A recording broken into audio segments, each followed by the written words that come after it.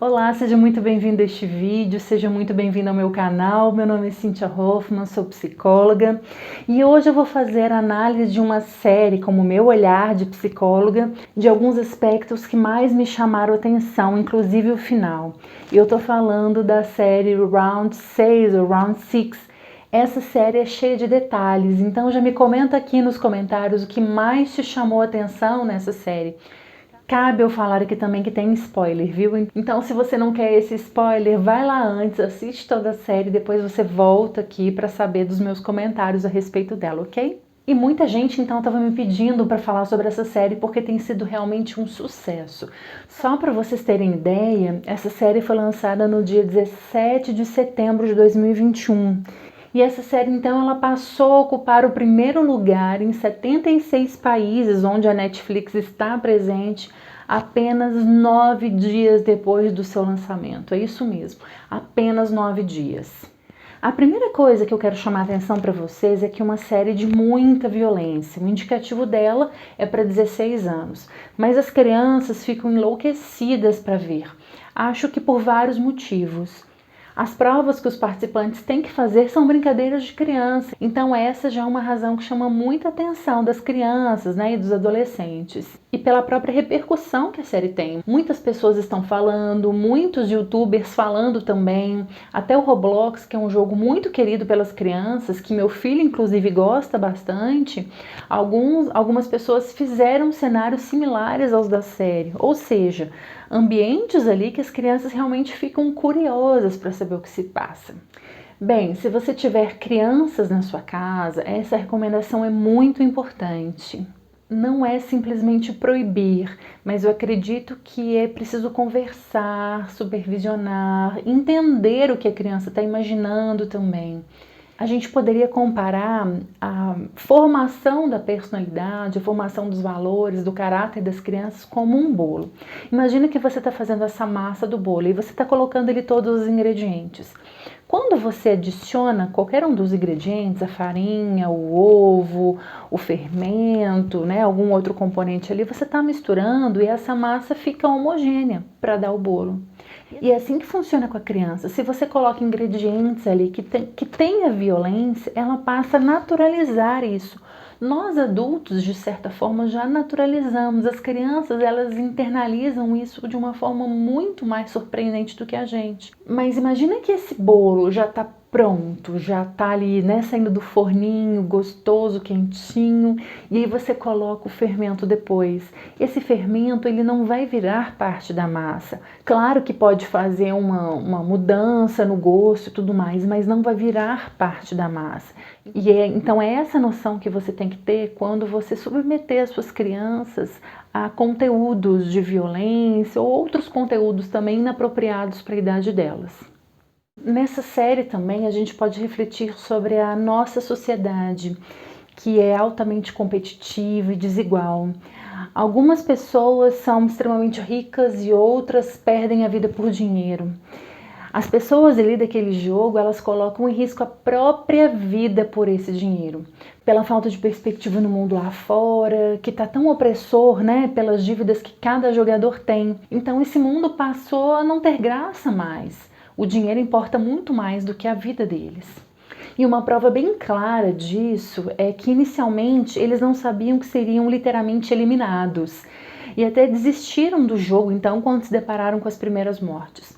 Mas depois, sabendo das mortes que certamente aconteceriam, quase a totalidade voltou para jogar novamente. Uma outra parte interessante da gente notar também é essa discriminação da sociedade perante algumas pessoas. E essa discriminação fica bem clara quando se trata de pessoas endividadas, sem dinheiro. Mas no jogo do Cabo de Guerra, por exemplo, deixa claro também a discriminação dos deficientes, da pessoa idosa e das mulheres.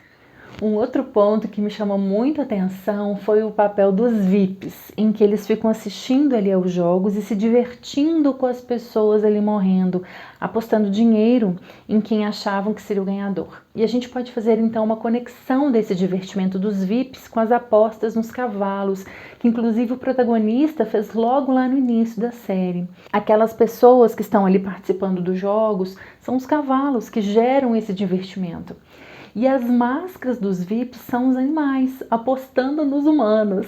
E a gente também pode refletir em tantos realities hoje que não são sobre a morte, claro, mas são sobre a exposição da vida, exposição dos corpos, da vulnerabilidade. E que muitos criam situações que causam risada, que criam constrangimento e que trazem um entretenimento a tantas e tantas pessoas. A atenção seletiva é uma manobra muito interessante do nosso cérebro para a gente se manter focado e ajuda em diversas situações. Isso já aconteceu comigo por diversas vezes, mas eu quero falar de um exemplo para vocês para deixar bem clara essa situação. Isso aconteceu quando eu estava grávida. Parecia que todo mundo naquele momento também resolveu ficar grávida. E era incrível a quantidade de mulheres grávidas que eu encontrava ao longo do dia. Em todo lugar que eu ia, eu sempre via grávidas por todos os lados. Mas claro que a gente não combinou, não tinha nada disso, mas é porque era minha atenção que estava seletiva naquela ocasião. Às vezes quando a gente quer comprar um carro novo, ou enfim, a gente acabou de comprar, a gente vê aquele carro também por todos os lados. E essa atenção seletiva, ao mesmo tempo que mantinha os jogadores ali focados, eles também perdiam outros elementos que poderiam ajudá-los nesse jogo.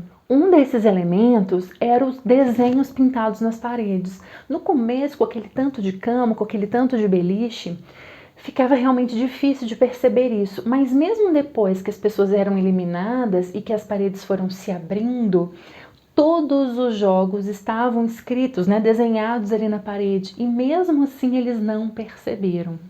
Então, nesse caso, a atenção seletiva fez com que detalhes importantes não fossem realmente observados. Quero falar para vocês de um experimento de Zimbarbo que aconteceu em 1971, que ele reuniu estudantes de psicologia, todos homens da Universidade de Stanford. Nesse experimento, era simulada uma prisão e os participantes foram ali divididos em dois grupos.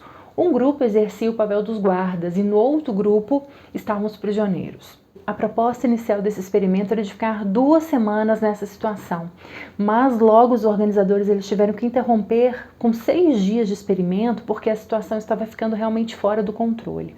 Então, nessa situação, os pesquisadores puderam observar claramente o processo de desindividualização, levando a uma perda de responsabilidade pessoal, que é essa visão reduzida das consequências de suas ações, que enfraquece os controles com base muito em culpa, vergonha, medo.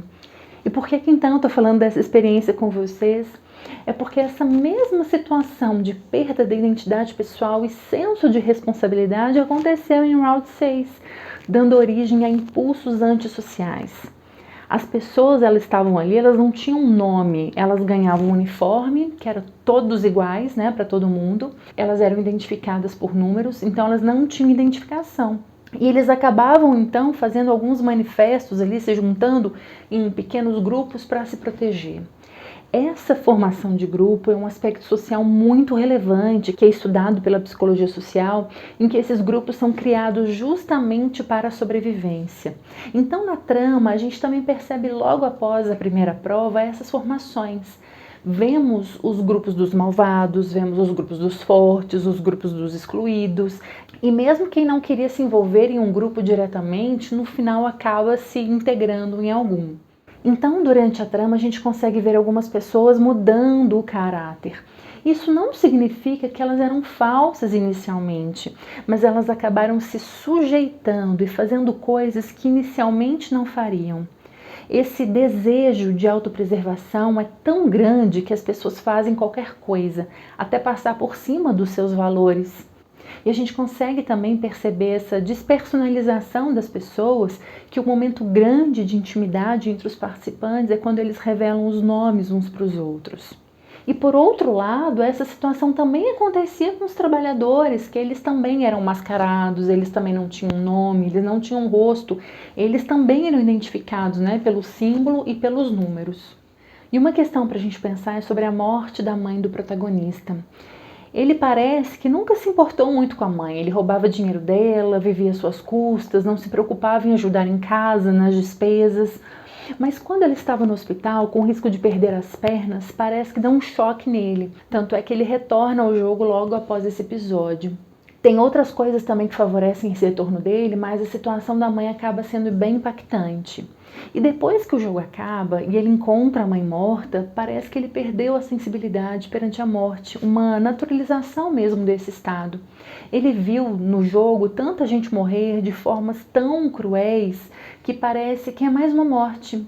E uma situação que a gente pode pensar também com a nossa situação atual é quantas e quantas pessoas morreram com essa pandemia e parece que de certa forma também a gente naturalizou, os governantes naturalizaram, as pessoas se tornaram ali números mesmo diante de situações tão catastróficas.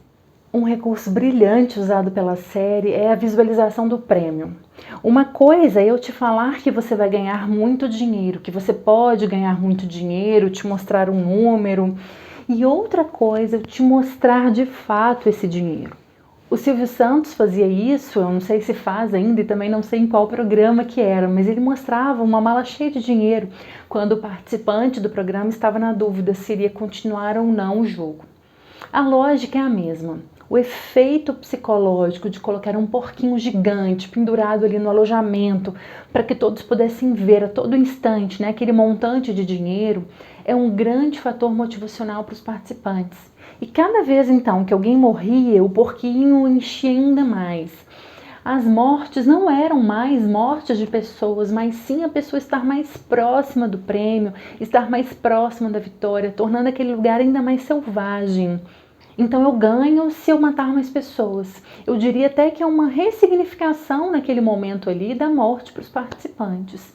E isso nos leva a pensar também no final. Por que que o vencedor não gastou dinheiro? Por que que ele não pagou as dívidas de fato, como ele falou que ia fazer?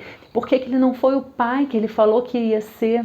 E quando ele chegou lá no banco, ele até pediu dinheiro para o gerente do banco. A minha impressão é porque para ele aquele dinheiro representava as pessoas, como se o dinheiro não fosse dele. Cada montante de dinheiro era a vida de uma pessoa e que ele teve parte nisso.